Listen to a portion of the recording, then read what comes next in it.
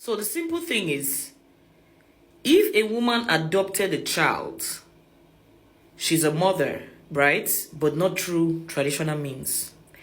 If a woman had surrogacy, she's still a mother, not through traditional means. If my sister had a child, her children are my kids, still not through traditional means, right? But am I a mother? You will refer to me as a mother. If I was somebody who didn't have children, but I had so many kids under my care and they all called me mom, and I showed them love and I was doing all the things that a responsible mother does for her kids, you would call me mom. So again, you and I agree that biology is not the only definition of what it takes to be a woman. It's the same thing for trans people.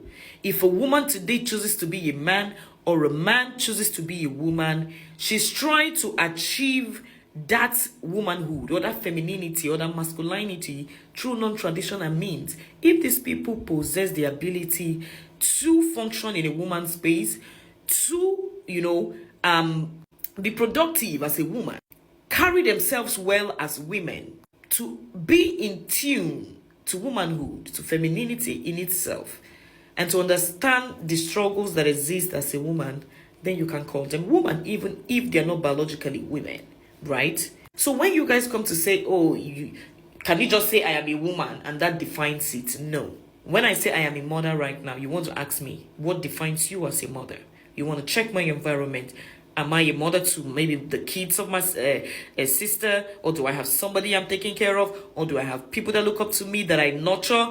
You want to check my environment and all of those things that may prove that I am rendering some kind of motherhood responsibility to people who look up to me in that manner. But most people will look up to me as an auntie. I know people who call me auntie, right?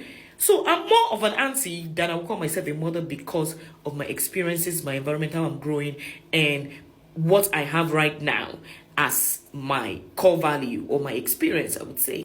So when you define womanhood by strictly biology, it quote unquote disregard, or it causes you call it a fallacy of truth when you try to ignore the fact that social definition can also stand.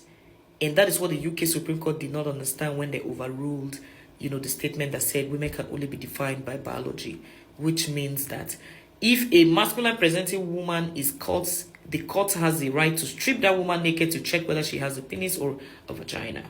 So we are not really going far as a people. And then to say that people like Chimamanda also were people that fought for some of these things, it kind of breaks my heart to see that she was part of the people that, even if we want to say she's advancing feminism in Nigeria, she's dragging the transgender discourse backwards in the global south, right? Or global west. I don't know how you guys call it in the west. And so it makes me not to succumb to some of the things that she teaches, because it's like, who are you anyway? What do you really stand for? Like right now, if I go to her page, I don't really see her talking about normal struggles for Nigerian women that we all talk about, like the day-to-day struggle. And that is why I said a random user on TikTok is doing more work than Chimamanda right now. Because number one, if you write a book is expensive. It is very hard for somebody to buy the kind of book that Chimamanda puts out there, for them to read and for it to make so much change like what we do on TikTok. TikTok is a combination of real life stories. You see what people are doing in real life that works. I don't see her leading any protests. I don't see her talking about Natasha Akbuti. I don't see her talking about Osinachi. I don't see her talking about children being raped up and down. I don't really see her talking about, deep social issues that affect every class in Nigeria, from poor to rich.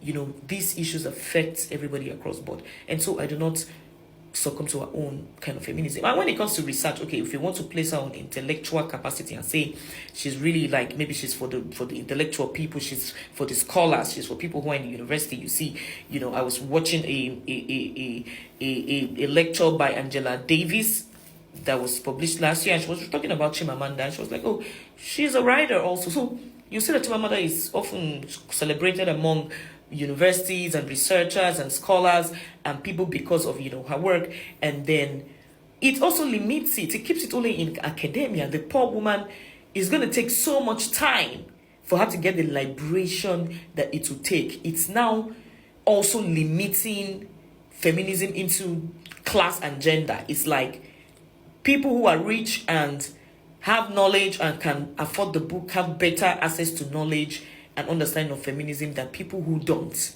And so again, we leave more of our women behind when we do this. And the only solution is for us to use every media available. That's why I said, you too, you can be an agent of change. It's like what churches do. We do evangelism, right? Not only is the pastor the person that goes to the street to preach, you too become a preacher, right? When it's time for evangelism, you go to the street, you tell people about the word of God, you recruit people. So you too, you have to be an agent of change. You have to be a feminist agent when you use your phone, when you talk to people. It does not mean that you necessarily read a lot, but when somebody breaks it down to you in the languages that you understand, it is more easier for you to digest and understand and preach more of the word. And that is why when the people came, the white people came with the Bible, they quickly realized that they had to translate it to all of the languages. Oh yeah. And that is why it is ridiculous to see that education is not translated to your language. They don't allow you to teach Yoruba in your own school for you to understand better chemistry, but they translated language, they translated religion to your language so that you can be better controlled. So you need to understand some of these tools that they have been using to keep us in chains and to keep us enslaved for a long time. And for you to break out of those circles and be an agent of change. Every day that I pick my phone, I'm an agent of change. I want you also to pick your own phone and talk about it. Do not be shy. Be an agent of change. And we don't have to be it doesn't have to be scripted. We don't have to have like a strict way that it works, like maybe we should use all Chimamanda style of feminism. No. Do your thing and you can grow and you can excel on here. So yeah, that's my advice for you today as a woman.